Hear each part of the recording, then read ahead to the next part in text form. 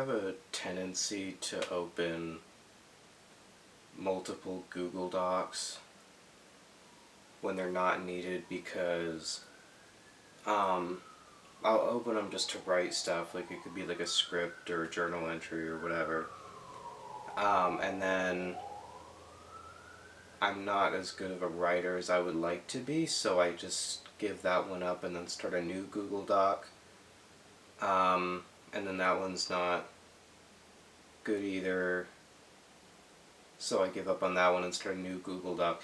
It's like the thing that you do when, like, you open your refrigerator and you don't want to eat anything in it, but you're hungry, and then you close it, and then you open the refrigerator. It's the same thing.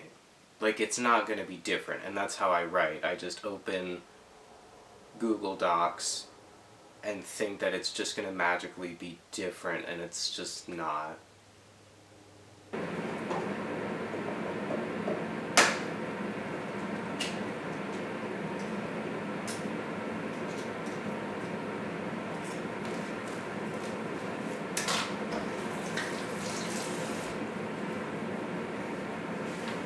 I used to do this thing back when I was in school when I would pack my own lunch, but it was always like super early in the day. I would wake up at like 5 or 5:30, something like that, and I would instead of, I just was too lazy to like do anything at that hour, so I would get into the kitchen and then I would put 1 or 2 slices of bread in a Ziploc bag and then put that in my lunchbox and then go back to sleep.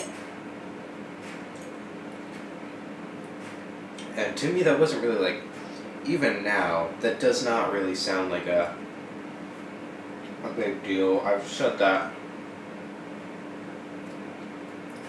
like to a few of my friends and they all like, wait, what?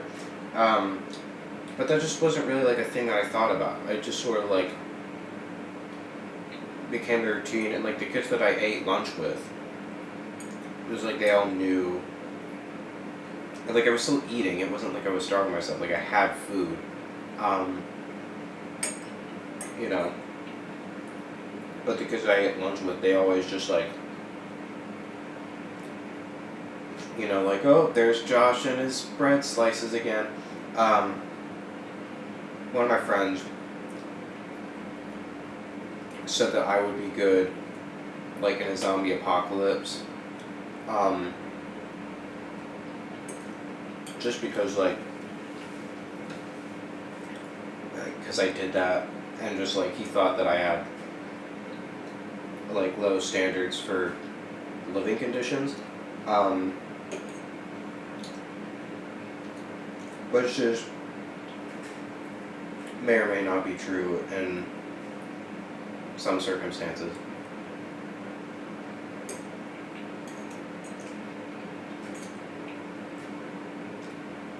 I personally like don't really think that I would be good in that situation, just because I don't.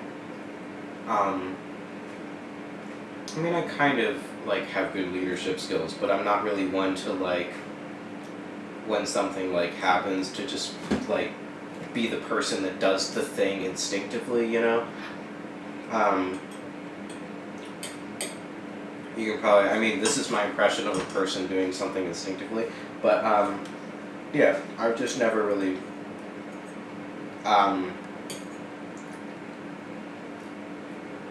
this is very rarely the alpha male in the room, so I'm not good at like taking charge in traumatic situations. I don't know why the zombie apocalypse isn't going to happen. I don't know why I'm like genuinely contemplating what my role would be.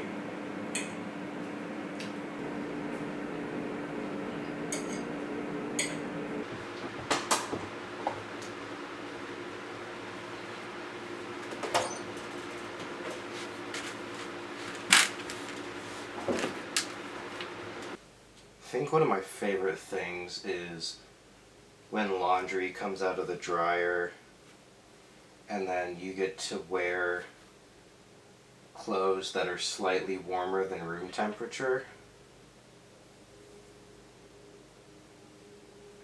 I'm really fun at parties, by the way, if you couldn't tell.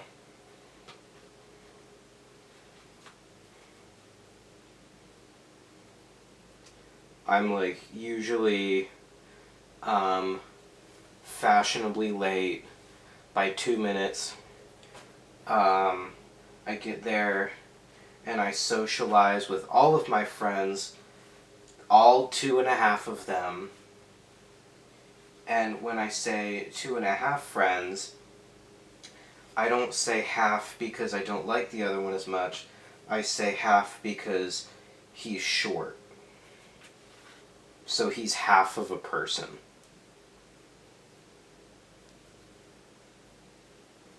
Midgets aren't as cool as tall people, is basically what I'm trying to say.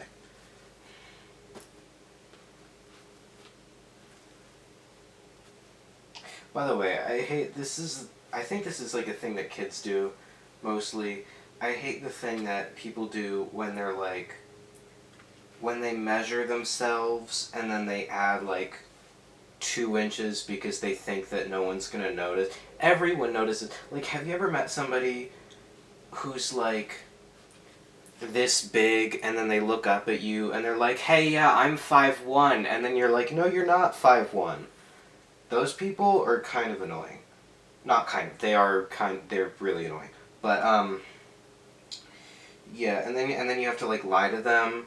And they're like, I'm 5'2", and then they're like, oh yeah, you are 5'2", congratulations. Like, you have to lie to them because you don't feel like arguing. And I remember, like, 3rd and 4th grade, specifically 4th grade, I remember, like, I would sort of say things that the teachers would understand, and then the kids would be like, why, what? They didn't get it as much.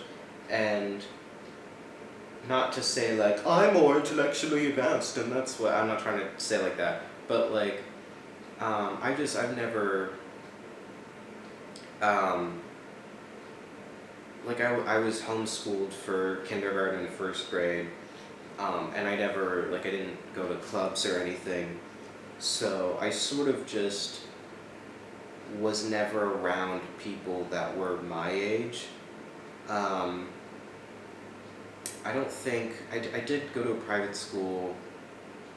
By the way, I did 2nd and 3rd grade at once, which was kind of weird, but, or no, I think it was either I did 1st and 2nd grade at once, or I did 2nd and 3rd, I can't really remember. I think I did 1st and 2nd at once, but I went to this private school, and there, in the entire school, there was, like, less than 70 kids, I think. There's probably, like, it was like 57 or 60 something in the entire school, all of the grades added up. And in my class, there was usually only like, 6 to 11 kids per classroom. And I was around kids that were my age, but when you're in an environment that's that small, you kind of, like, for public school, for example, if there's like 900 kids in the whole school, and the amount of options that you have for people that are going to be your friend, like, say there's 900 kids in the whole school, let's say like you're in middle school, like I'm in middle school, so in my middle school there's like 900 kids, and each class that I have, it has like 25 to 30 kids.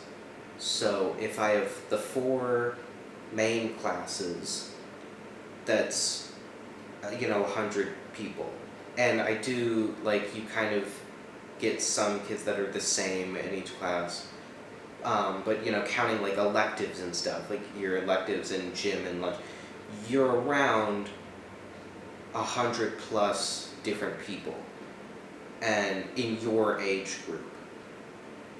And in my age group, like, there's 100 kids, let's say like half of those are boys, right?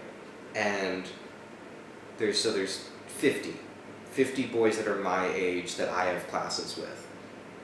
So I can choose from 50 different people that I could eligibly be friends with. In a private school setting, you know, it's not like that. You have, you know, 60 kids in the whole school, 30 kids that are boys, and then this is in elementary. Actually, this was in elementary, middle, and high school, all lumped in one. So, like, kids that were my age, like if I go like 2 grades under and then 2 grades above, I can only hang out, even with those restrictions, I can only hang out with other grades during recess. And you don't really hang out with kids in recess unless you meet them in class. So out of the kids that I meet in class, let's say if I want, one of the larger classes would be like 10 kids. Alright, in an elementary school, you don't go to different teachers for the different subjects. You have one teacher that teaches you all of the subjects, and then you go to the different elective teachers. So for like, you know, 5 hours a day, like 4 or 5 hours, you're with this one teacher and this one group of kids. And that's where you spend the majority of your time. And, you know, let's say there's 10 kids, 5 of those are boys, including me, so I have 4 kids to choose from. There's 4 people that I can be friends with. And I'm not saying I couldn't be friends with a girl or I couldn't be friends with somebody younger or whatever, but just saying technically that's what would happen. And I only really, there's 4 people that I would like actually connect with. And then, you know, out of those 4 people, like, you know, one of them is like athletic. I don't have anything in common with you, so like we're not gonna talk. You know, one of them is like super into video games. I don't play video games. We have nothing in common. I can't talk to you. One of them is a bookworm. I don't hate books, but I don't read them, and I don't, you know, we probably haven't read the same ones. I can't really talk to you. And, you know, and the 4th one, you know, has some other weird thing where it's like he likes chess. You know, I've never played chess. We don't have any of the same, our brains don't work the same. So that's it. So that for your whole school year, you just, you know, 4 to 10, like 10 maximum people that you could connect with. If you don't like those 10 people, you wait till the next year, you hope there's somebody else. And I mean, kids were nice to me. Like, I got along with everybody. But it just, people, to me, friends are people that you actually, like, really talk to on a regular basis. And I hate people, like, that are really social, and they're like, oh, hey, best friend, and they call everybody their best friend. In my opinion, if you have, like, 70 best friends, you don't have any friends at all. If you have 70 best friends, you don't have any friends at all. Because, really, you're just nice to people. Like, you've never had a real emotional connection with anyone. Like, you're just nice. And yeah, if you're nice, people are going to be nice to you. But when you're outgoing, you've never, like, really, you know, talked to anybody on a non-surface level. You know, and those people, I don't like extroverts that say things like that, because it's like, why? I just can't wrap my head around that. That you could have 70 best friends and you know all their names, and you know, like, why is that just a word that you're overusing? You know, and I understand, like, people that have, like, 2 best friends. I know some people is like, why do you have 2 best friends? I can understand that. Like, if you genuinely, if these are the two people that you talk to the most and you don't really have a preference, yeah, you can have two best friends. But no, not 70.